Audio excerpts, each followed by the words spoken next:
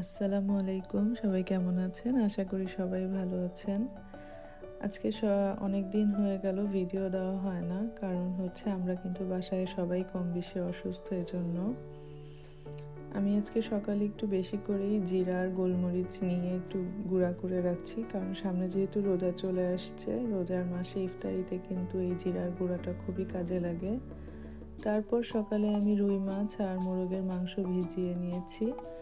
ভাবছি আজকে ফুলকপি দিয়ে, আলু দিয়ে, সিম, টমেটো এটা দিয়ে একটা তরকারি রান্না করব। এটা আমাদের দেশে কিন্তু শীতকালে সবার বাসায় কম বেশি রান্না করা হয়।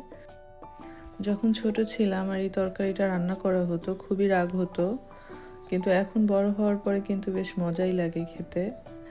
তো এখন মাছগুলোকে নিয়ে নিচ্ছি। এর ভিতরে আমি একটু লবণ, হলুদের গুঁড়া আর মরিচের গুঁড়া দিয়ে মেখে নিব। অনেকের বাড়িতে কিন্তু মাছটা না ভেজে তরকারিতে রান্না করে, কিন্তু আমাদের বাসায় আমি যেহেতু মাছের গন্ধটা আমার এত ভালো লাগে না, এই কারণে আমি সব মাছই মোটামুটি একটু ভেজে রান্না করি। যদিও ইলিশ মাছটা ভাজি না, ইলিশ মাছটা যদি সুধা ভেজে খাওয়া হয় ওটা খাই, কিন্তু রান্না করার আগে আমরা ইলিশ মাছটা ভাজি না, তাহলে ইলিশ মাছের যে ঘ্রাণটা এটা চলে যায়। তারপর একটি কড়াইতে তেল দিয়ে নিচ্ছি। তেল দিয়ে মাছগুলোকে খুব সুন্দর করে ভেজে নিতে হবে।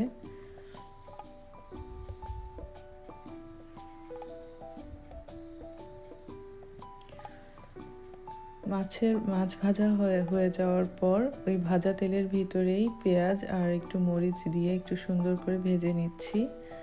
ভেজে নেওয়ার পরে এর ভিতরে আমি আস্তে আস্তে বাটা মশলাগুলো অ্যাড করব। প্রথমেই দিয়ে দিচ্ছি 1.5 টেবিল চামচ পেঁয়াজ বাটা। তারপরে দিয়ে দিব 1 চা চামচ রসুন বাটা আর 1 চা চামচ জিরা বাটা। জিরা, রসুন এগুলো কিন্তু অনেক বেশি দিলে একটা মশলার গন্ধ আসবে, যেহেতু এটা একটা সবজি। তো এই কারণে মশলা যতটা কম দিয়ে পারা যায় তাহলে তরকারিটা খেতে ভালো লাগবে। তারপরে একটু কষানোর পরে দিয়ে দিচ্ছি পরিমাণ মতন লবণ। লবণ দেওয়ার পর আমি এর ভিতরে দিয়ে দিচ্ছি হলুদের গুঁড়া। তারপরে দিয়ে দিচ্ছি হচ্ছে মরিচের গুঁড়া। মরিচটা একটু কমই দিব, যেহেতু আমি কাঁচা মরিচ দিয়েছি। তারপরে একটু ভালোভাবে কষিয়ে নেওয়ার পর এর ভিতরে দিয়ে দিচ্ছি আলু আর সিমগুলো, কারণ এগুলো একটু সিদ্ধ হতে সময় লাগবে। ফুলকপি, টমেটো এগুলো তো খুব দ্রুতই সিদ্ধ হয়ে যায়, কিন্তু আলু আর সিমটা কিন্তু একটু সিদ্ধ হতে সময় লাগে।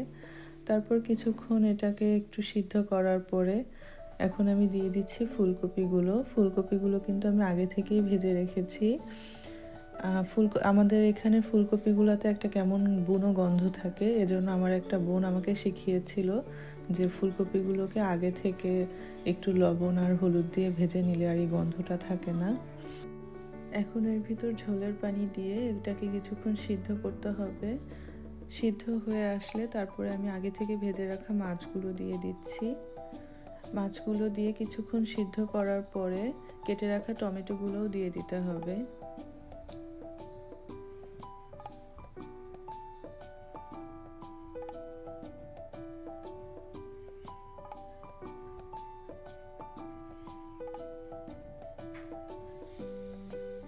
এখন টমেটোগুলোকে দিয়ে এটিকে ভালোভাবে আবারও সিদ্ধ করতে হবে।